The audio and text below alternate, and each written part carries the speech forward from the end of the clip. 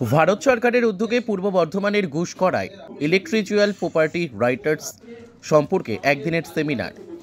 ভারত সরকারের অতি ক্ষুদ্র ও মাঝারি উদ্যোগের আয়োজনে সিউড়ি নবদিশা ওয়েলফেয়ার সোসাইটির ব্যবস্থাপনায় আজ 6 ফেব্রুয়ারি অনুষ্ঠিত হল ইন্টেলেকচুয়াল প্রপার্টি রাইটস বিষয়ক একদিনের সেমিনার। শিক্ষিত যুবক যুবতীরা তাদের বুদ্ধিমত্তাকে কাজে লাগিয়ে কিভাবে নিজের পায়ে দাঁড়াতে পারে সেটাই এই সেমিনারের মুখ্য উদ্দেশ্য। এদিন উপস্থিত ছিলেন সংশ্লিষ্ট দপ্তরের জয়েন্ট ডিরেক্টর প্রদীপ কুমার দাস, অ্যাসিস্ট্যান্ট ডিরেক্টর দুর্গাপুর রাজর্ষি মাঝি, তাপস রায়, পূর্ব বর্ধমান জেলা শিল্প কেন্দ্রের ম্যানেজার মণিকাঞ্চন গাঙ্গুলি, ঘুষকরা পুরসভার চেয়ারম্যান কুশল মুখার্জি প্রমুখ। ব্যবসায়ী উদ্যোগী 70 জন ব্যক্তি এদিন সেমিনারে অংশগ্রহণ করেন। এদিন মূল বিষয়ের ওপর মুখ্য বক্তা হিসেবে উপস্থিত ছিলেন intellectual property and attorney Meghdoot Bhattacharya.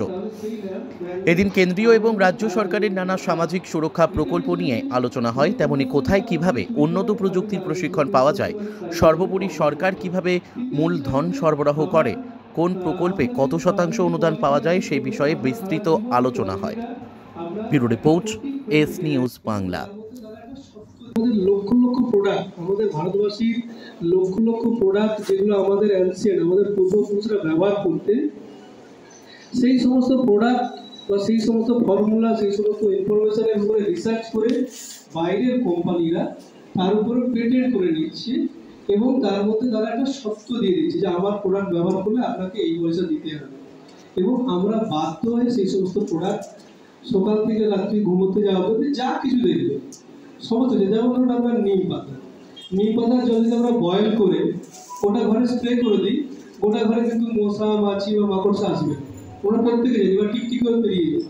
কিন্তু আমরা সেটা না করে আমরা কি করি, আমি একটা লোগো তৈরি করতে পারি, ব্র্যান্ড নেম করতে পারি, তাহলে সেই ব্র্যান্ড নেম আমরা সঙ্গে সারা জীবন দেবো। ফার্স্ট। দ্বিতীয় বিষয় হচ্ছে যে অন্য কেউ যদি আপনার থেকে চুরি করে আপনি তার এগেইনস্টে কেস করতে পারেন, তার এগেইনস্টে কমপ্লেন করতে পারেন।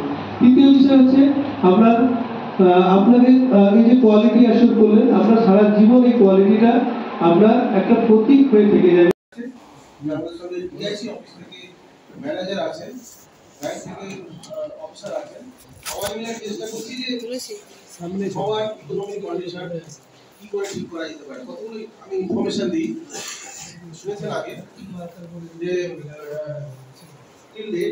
এই মুহূর্তে আমরা প্রায় এমএসএমই সেক্টরে রেজিস্টার্ড ইউনিট হিসেবে সেখানে কিছুটা হলেও এমএসএমই সম্পর্কে আমরা জানতে